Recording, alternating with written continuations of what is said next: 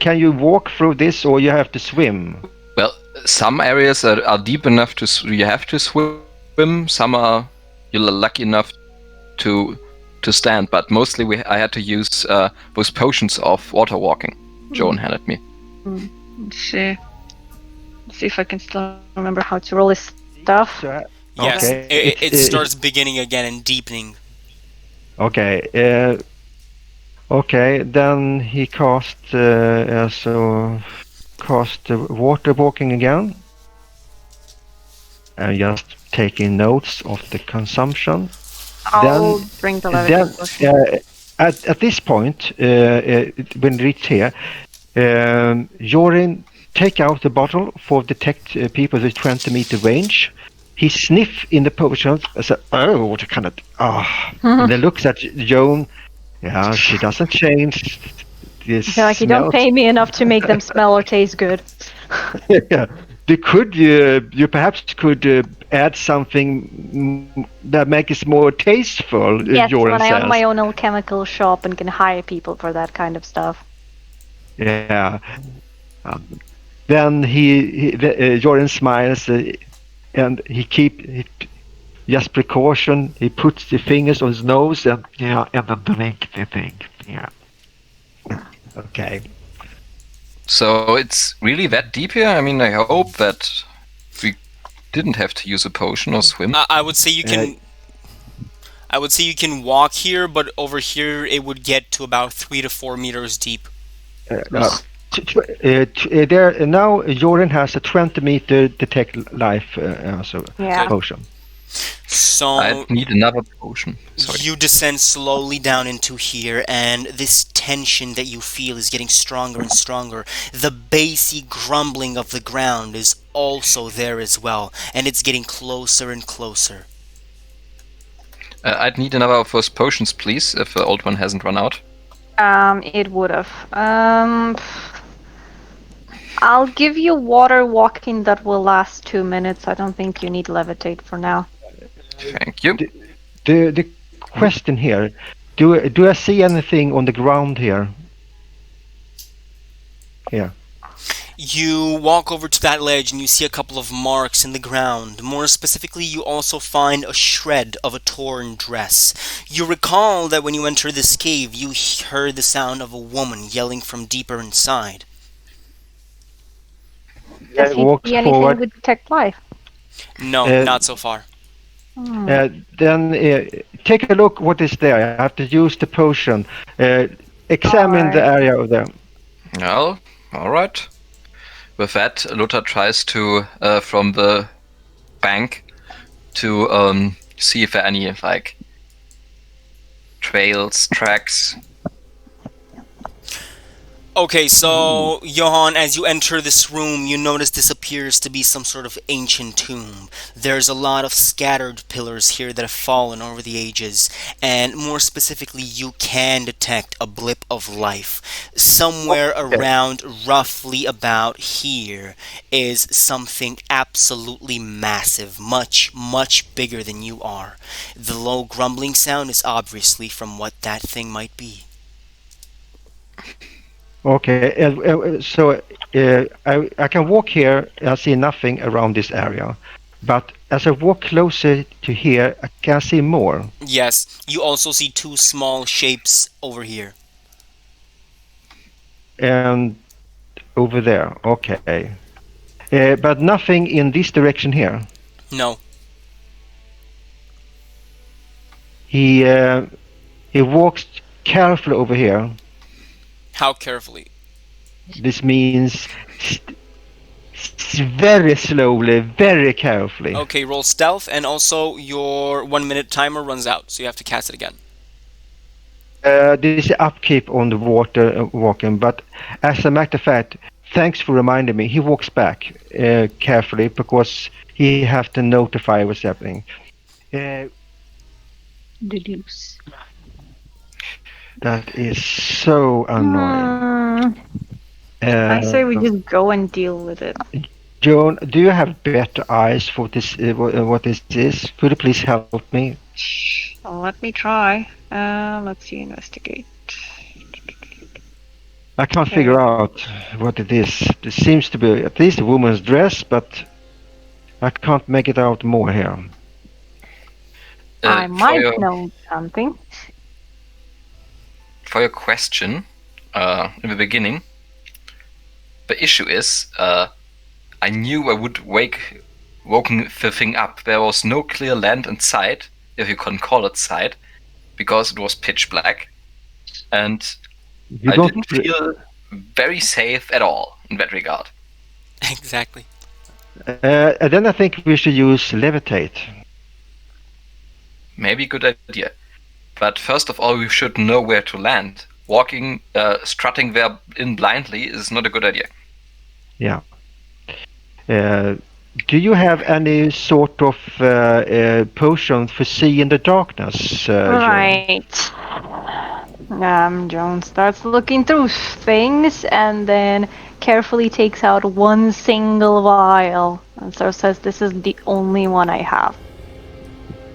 Meanwhile, you did that. Jordan approaches Lothar and whispers, says in a low voice, "Your sister is amazing in the archery. I have my potion can we carry at the same time. What do you think?" I mean, hey, levitation, night eye, if it's possible, like sticking one bottle in each corner of the mouth and throwing your head back, why not? I would advise against drinking multiple in one go. Your stomach is not built for that. Eman, Joan aided in the investigation. Could you please check? Oh, you mean Joan rolled as well for the investigate? Yeah, I did. Okay, so you drop to one knee and you take a look at the torn piece of clothing. It looks to have been ripped off by some sort of natural weapon, maybe some sort of claw. You see that it's been covered in dried blood, but it's relatively fresh, possibly kept so due to the dampness of the cave. You also notice that the tracks on the ground are definitely belonging to two people. The tracks appear to be, you think, male and female. Yeah, I sort of say, well, something quite big tore through this, but I can see human tracks. With that Man being and a said, woman. you don't quite see any blood around, and the tracks disappear into the water. But I Like, saw when you two say into the water, like where you're pointing? Mm-hmm. Yeah. Right, okay, gotcha. You're telling me all this? I just said, yeah. Because I seen one big creature and two people, but I didn't see any more. So this means that the girl is dead, or further away. Well, the potion does have a range, as you know. Yes, of course I know. Okay. Okay, Jordan.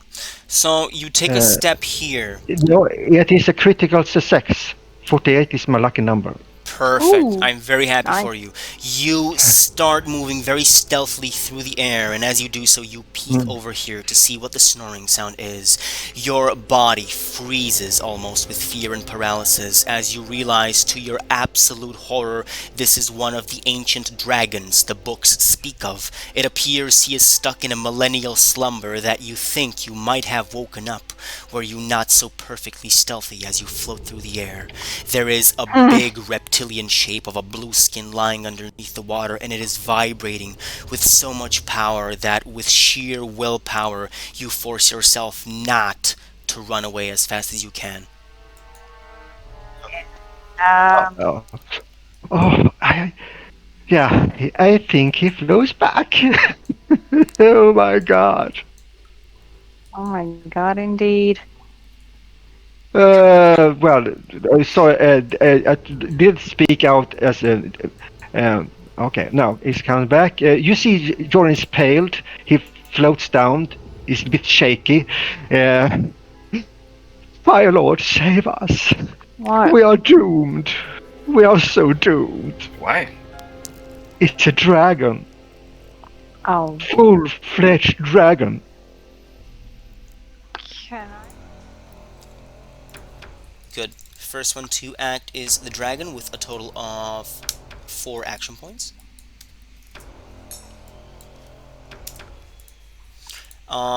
He is going to look at you and spread out his wings. The air, you feel a very strong gust of wind from there.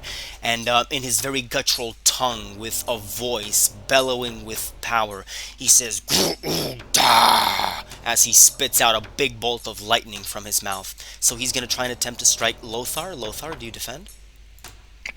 Honestly, I would like to block that with my shield if possible. Good. Just hide behind it. Okay, the dragon rolled with 7 degrees of success. Bam.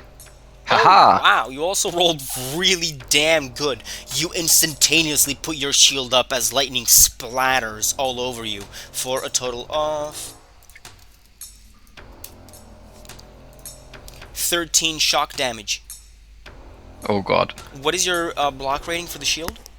Sky Iron Tower Shield, 7 magic, 10 block. Shit. So, you have 7 magic BR? Yes. Okay, that's sadly a bit too much for you. The sheer energy of this lightning bolt completely smacks the wind out of you as you thud back into the wall, and you take, unfortunately, the full brunt of the damage to the body. Oh god. Yeah, so this breaks past your block rating, and when it breaks past your block rating, you take the full damage to your shield arm. Sorry, not your body, your shield arm. So you take a total of 13 shock damage to the shield arm. If you have any armor that gives you magic AR, then that also subtracts. Sadly, no. So I take 13, that is over my wound threshold of 11. Oh, wow. This is for the first time ever in this game that I'm going to see how a magical wound works. Please roll me endurance. Shall do. My endurance is too low with 40. No, it's okay. Target number 40. Haha! Ouch. I could spend luck to reroll that, correct? Yes. I should probably, and I will. agree. Come again, I didn't interrupt you. Yeah, please Didn't go want to ahead interrupt. and roll, yeah. Okay, good. Ha! You are extremely hurt and you feel pain all over your body, but nonetheless, you push off the greatest effects of the pain as you realize that your sister is nearby and you would not like her to die today. So with that being said, you get up and prepare for another blow.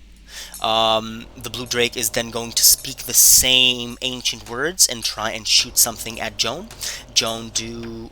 Oh, actually, I don't think you can defend this. Reaction to ward? No, the dragon is going to try and...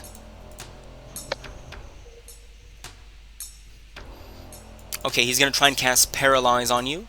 He's going to be casting level 3 Paralyze, which I believe is a +0, so please cast me your flat willpower.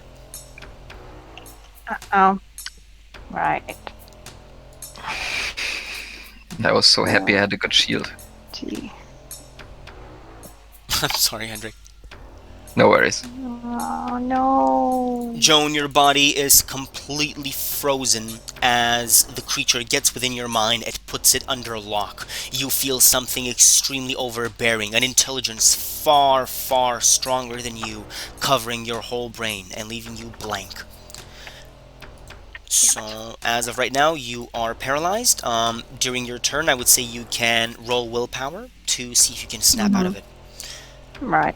That's the blue drake with 2 AP. And then this big creature is going to try and shoot a bolt at Joan. He's going to try and shoot the same type of lightning bolt. Joan cannot defend at all. Joan takes a very unpleasant 11 shock damage to her left leg. Let's see. Okay, it's magic damage, so regular AR doesn't do anything. Yes. I'm guessing. Yeah, okay. 11. Ugh. That is above my wound threshold. So, second, let me roll endurance. What is your total health? Right now? Well, the total is 24. Right now, I'm on 10. Oh, boy.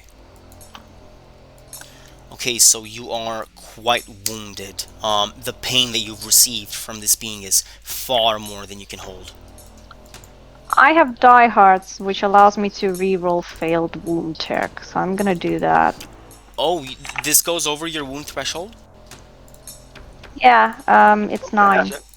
Oh, God. Are you sure? You have 24 health. Doesn't that mean you have 48 endurance? Okay, so, Joan, you burn 5 luck as you push off the effects of this incredible pain and focus on what is lying before you right now. I'm going to need all of you to roll me fear. So, roll me flat willpower. Shall do. Worst roll ever. Oh my god, okay, never mind.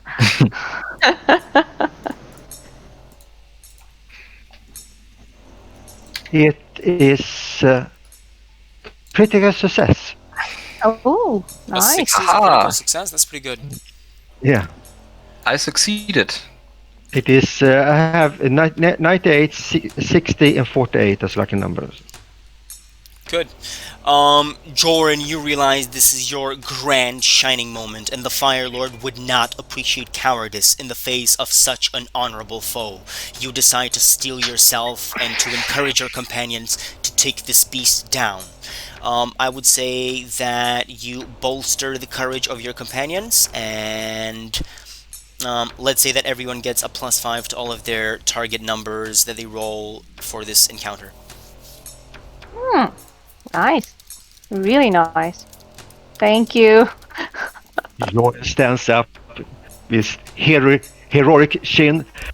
Well, let us muster our efforts and kill this beast fast. No, his accent, I love his accent. Completely mad. So, phew, I'm unsure what to do, honestly. I mean, I don't see the token of a dragon as well, so honestly, I'd say running might be the best idea, out of character. And the other Run! Now! In this moment of victory? Yes, victory. Enough talking. Joan needs to roll willpower.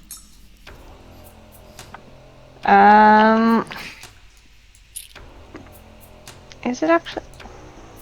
Dumb question, but where is the turn order? Ah, it is. Okay, I remember now. Okay, let's try my luck at willpower. Fuck. You can spend a luck point to try I'll and spend reroll. luck to reroll. Yeah.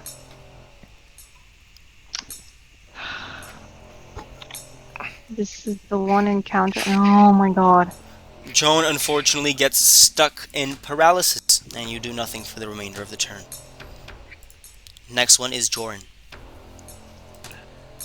When he sees Joan is getting really hurt, he moves forward and stands in front of her. Not her! Oh. And then he unleashes a fireball. Your firebolt flies through the air and it lands on the dragon, who does not do much to defend against it. You think it barely felt the pain. But it did some damage, I love. Yes, it did some amount of damage to him, yes. The dragon And roars. then here comes the thing. Can he grab Joan and rush on forward? Dash? Where? To the south? Yes. Okay, so basically swim through the water with Joan on your back. Not swim, water walking. Oh, okay. That would mean that you would have to cast Water Walking, and then I would say that you would need to spend an action point to roll in Athletics to see if you can do this. So would you actually make it so difficult? Okay, I see. No, well, let's pray we survive this. No, I don't think so. And he bolstered his wills and say, by the divines, guide my hand. And then he fire another one. Okay, the dragon does not do much to defend.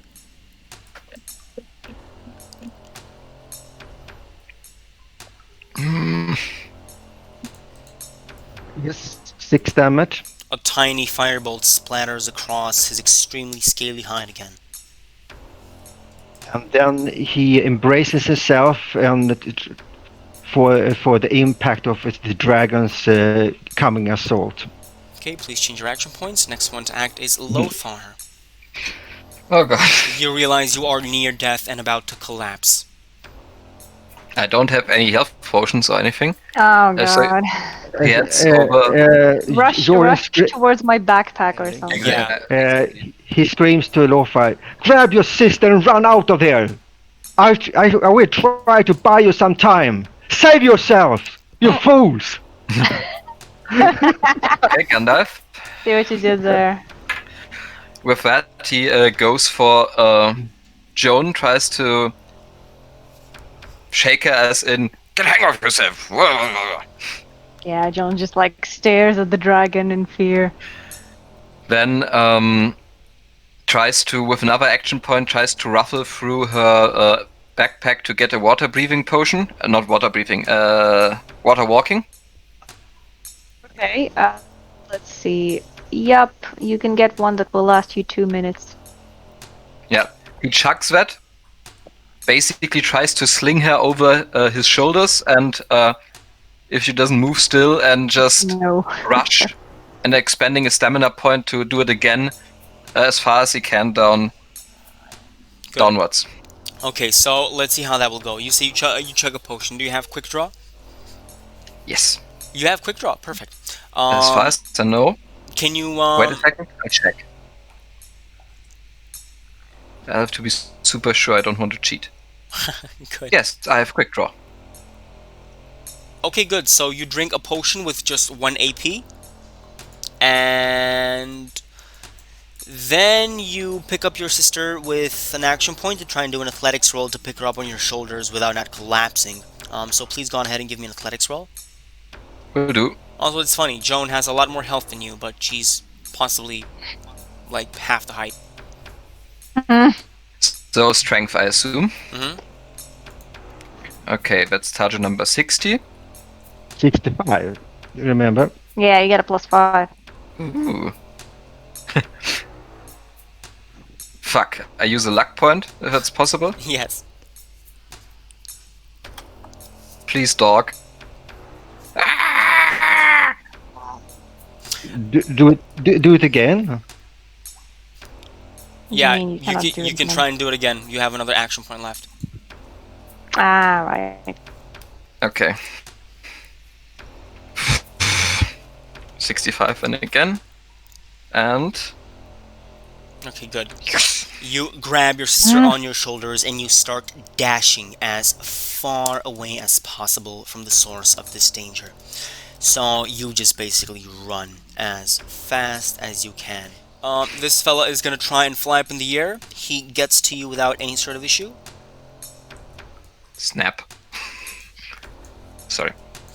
I mean, He has a 3-meter range, so I'll just say that he stopped somewhere around here. And he's gonna try and swipe forward with his big jaws to try and bite you. What do you do, Jordan? What thing I'm doing? I desperate to try to evade it, but I don't think he's going to succeed in that. So he casting a ward. Ah! Don't come closer. No, not afraid. Actually, he's critical success. Don't get further, and he cast his ward. Good.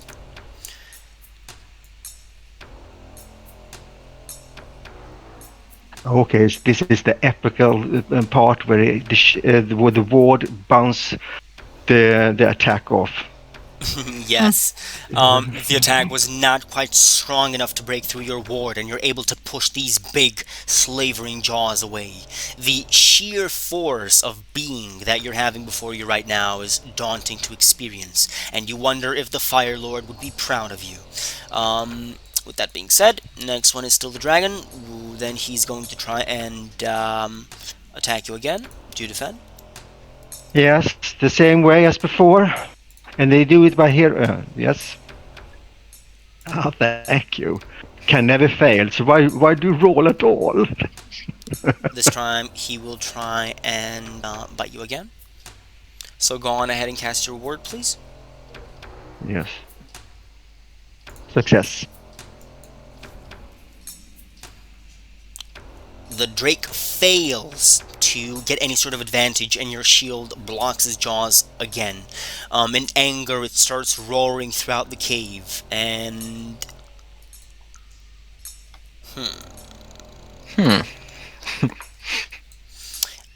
it will try and speak out something in a very ancient language that makes you feel as if your very soul is being crushed as you listen to it, as the dragon starts enchanting. And the words echo across the cavern, and over here appears a new enemy. A shape forms out of the water, and it appears to be a vaguely humanoid form of swimming water. Ooh. You see Okay. many hundreds of hands rising up from underneath the water as the sound of a woman laughing echoes throughout the cavern. And these hands will try and drag you down into the waters. Okay, so this is what happens now. And I have still action points. I spent 1 action point and then I dashed. We're not in combat right now. You're not in. Okay, I'm not in combat. Okay. I tried. I can't cast any reaction spells, so I have to evade them. I would say you can cast a reaction spell, yes. What idea would you have for that? A ward? A ward wouldn't work. They're not trying to deal damage to you. They're trying to start a grapple. Yes, exactly. I would say maybe you can also roll maybe athletics against it. Yeah. No. Yes. Of course. I make athletics roll, and then he try to bend the air around him, and then avoid it. So I use it to bend reality. To moves in a natural way. Spend 2 mana on that. Okay. And Success. 5-degree success. and Lothar, roll me athletics or evade. Sure thing. Athletics though, because his evade is horrible. Do I do this with agility this time? Your choice. Or then, obviously, then I get the 5 again for strength. Shit. Can I spend my last luck point on this one? God, Yes. we're doing so poorly today. It happens. Yeah, it does. The last of the luck points. Just checking if it isn't a lucky number, honestly. No, it isn't. Pulling out all the stops. Yes.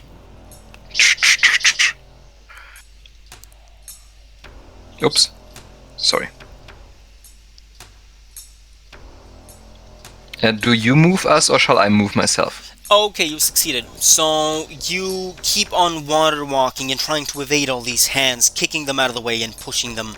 The woman's laughter gets stronger and stronger as the rocks from this huge cavernous ceiling start falling into the water, leaving big splashes of water as you're trying to evade all these huge falling rocks with your sister behind you and Jordan running away from the dragon. You feel that the dragon is right on your tail as well, and soon you get over to the exit of the cavern where you know there is going to be an underwater corridor you're going to have to get past. How are you going to do that? Is Joan still paralyzed by fear? That is the question. You can roll willpower twice, Joan. Ooh, nice. Okay, let's try that. 1. Good. Hey! You feel the effects of the magical paralysis wander off as your brother is dragging you through this water with falling rocks all over around you. Oh god, quick, I think we should just mark recall. You're up. Yes. Right. That potion, yes. Should we quote the Quick, potion? drink. Yeah, he shouts over so that John also hears it. Yeah. Recall potion now! And then Yeah, I drink mine. The same here. God, Okay. I nearly forgot about that. Yeah, I kept staying silent because I was paralyzed, but that was the only thing I was thinking about. Okay. Role playing. Good role playing. Yeah, good role playing. Wonderful. Great job, Gabby. Okay. So you all drink the recall potions that you have? Mm-hmm. Yes. Yeah. Do all of the potions lead you back to Drafer, or does Jorin get sent back to Moor? You hear a sound as you instantaneously leave the damn cave and are back in your home tower. This area seems to have been quite redecorated, and there is now a blazing hearth in this tower, making it warm and comfortable. It seems Drafer was lounging around on a table, looking through some books. We did ask him, yeah. As he instantaneously jumps to his feet and grabs his axe and says, "Oh, I'm gonna smash you!" As he notices who you are and stops. "You two! I thought you were never gonna come back," he says, as Jorin is instead dropped on the streets of Moorhall. You pop over to the Triumphant Hero, I believe it was? Yes, no, outside. Remember, I don't want to create panic, so I did it outside the Outside of Moorhall. outside, yes. Good. So that, And you find yourself on the outskirts of Moorhall, over by the edges of the town, where you see little houses scattered around in farmsteads. You look over to the very far distance, and you know that there is a long, long road back to your friends, who have no doubt been teleported back home, about 150 kilometers away. but remember, he told his friends that he did it. He told Joan about that and Yeah, I apologized. do remember that. So at this point, he rushes onward to the temple of the Fire Lord. And you let the Fire Lord, you let the Fire Mage Abraxas, the preacher of the town, know of what has transpired, right? Yes. And he tells about that there are two young people in great danger, and this dragon is roaming around there. We need assistance to deal with that. I don't know how to do that. Please help us. My friend it is a complete wilderness far over there. It tells roughly about the locations, and we have to act fast. Do you know?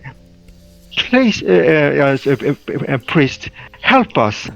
How to defeat this dragon? So the priest is extremely surprised by what you're saying, but nonetheless, he casts a spell of detecting lies, and he sees in your eyes that you are fully truthful about what you've told. So, with utter shock and amazement, the priest rushes out of the fire church to look for help towards the Lord of Moorhall.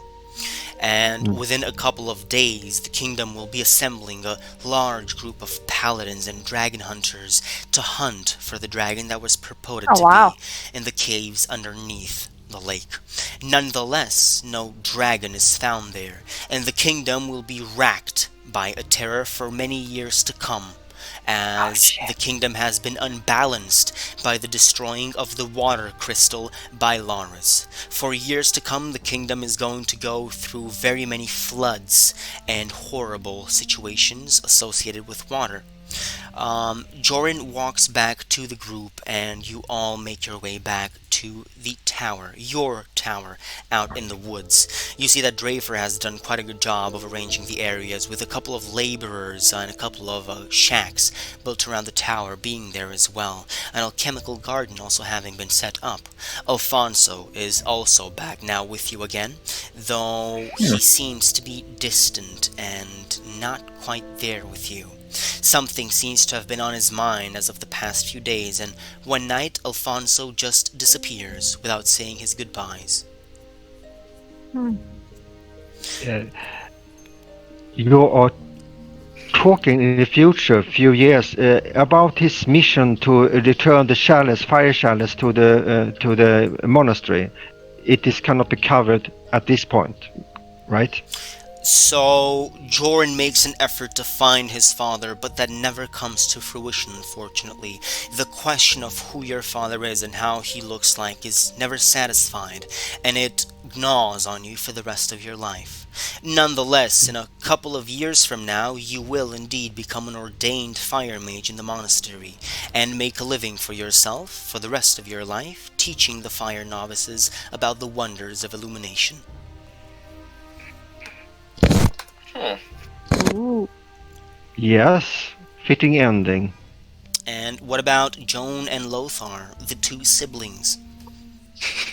Well, I mean, probably the first step would be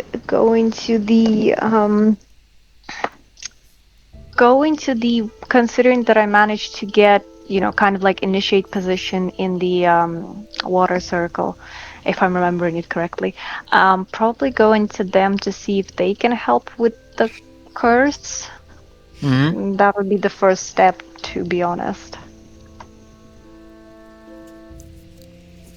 The water mages both take a look at your condition, and it is with a sincere type of hurt you see on their faces that they are flabbergasted as to what affects you. They say they know much of the arts of magic, but this is not the arts of magic as they know them. Something far more primordial has shackled you, and they fear you might have to wander the rest of your lives. Oh no. Oh well. In which Create. case, Sorry. yeah, I can see sort of like me trying to stick with Lothar together. Sort of like Joan doesn't mind wandering as much as Lothar does, so she could try and be emotional support. But I think with the amount of dangerous situations that she was subjected to, she became more cowardly than she was before. And I sort of envision her relying on her alchemical skills to make money, and for that money, hire some, I guess, mercenaries / guards to accompany her on her journeys, well, mandatory journeys, kind of. Okay, so you're essentially going to be wandering around, cursed so by the fate you chose. And it is something that you will have to live with, as perhaps you might find nonetheless some sort of satisfaction in your life. And how would Lothar fare with this curse? Honestly, similar in that regard. Maybe less worried about safety, even though he got the worst of it and probably looks like I don't know, like a tiger with all that scars. But basically, going for practicing his trade, moving on when necessary, having visited home and checked up if everything is okay there. Yeah, we would go back to... Because we never did. Yeah. And in the end, probably end up creating a clan of gypsies with inherited curses. I didn't think of that, But basically going through not the similar route every year, basically. So there is some sort of... yeah, we could make money that way, because other towns will be like, oh, on this day or like in this many months, these will be arriving to sell their wares, kind of thing. And especially It in sustain areas... economies. especially in areas where they don't have their own smith or alchemist, it's very usable. And with contacts in some of the bigger towns, one could have a deal of using their workshops to a degree, even though we have our travel version of our craft kits. And even help smaller villages this way. Maybe taking some apprentices and dumping them later back home. And if not, just handing out good quality tools and or weapons for the right price. That would be a nice thing, that he manages to do some nice red steel swords for some important people with his with a sketched craftsman mark I gave to you.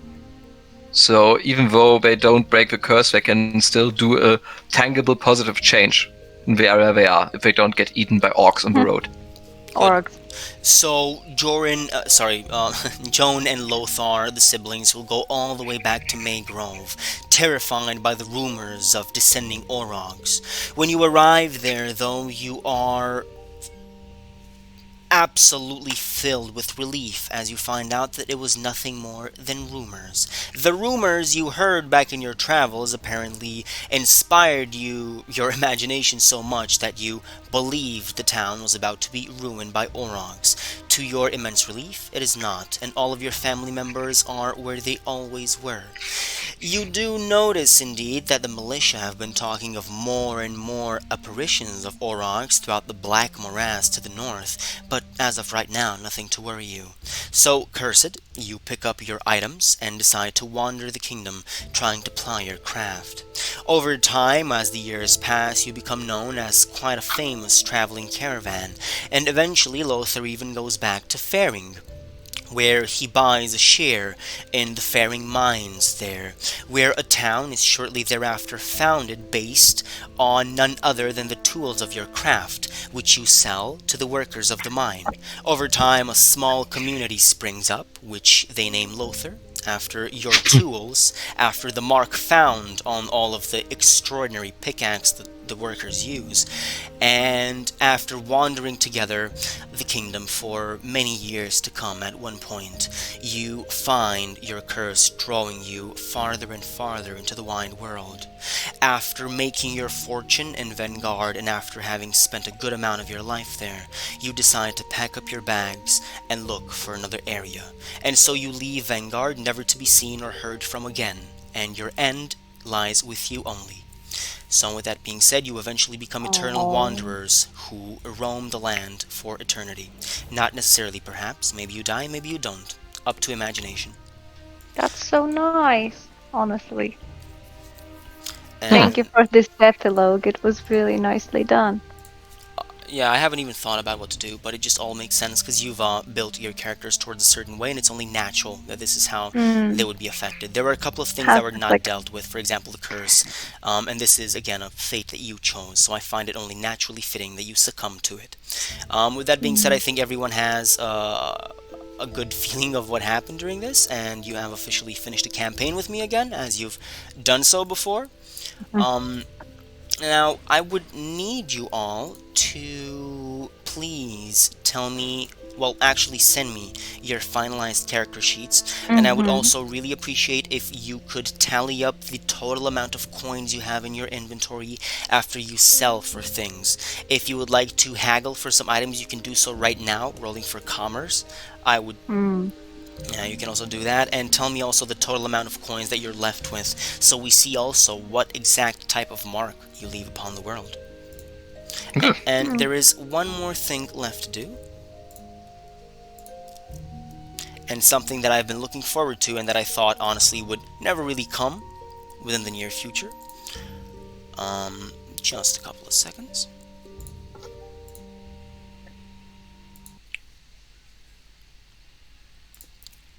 Perfect.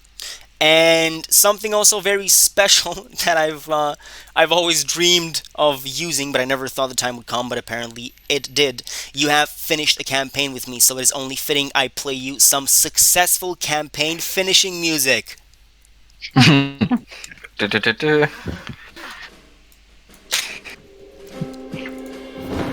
Wonderful.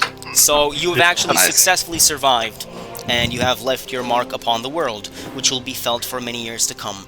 Adventurers in future years will no doubt be coming across things you've influenced. A living world. Nice. So, let's get to the brass tacks. That is, the money. Oh, right. No, it's gonna take me a while to calculate with all of the stuff. I wrote down... What I'll probably do is I'll create potions and then just tell you how much the potions could sell for. Because I'm not gonna just sell ingredients. Why would I do that if I can make potions out of them? We have to check in the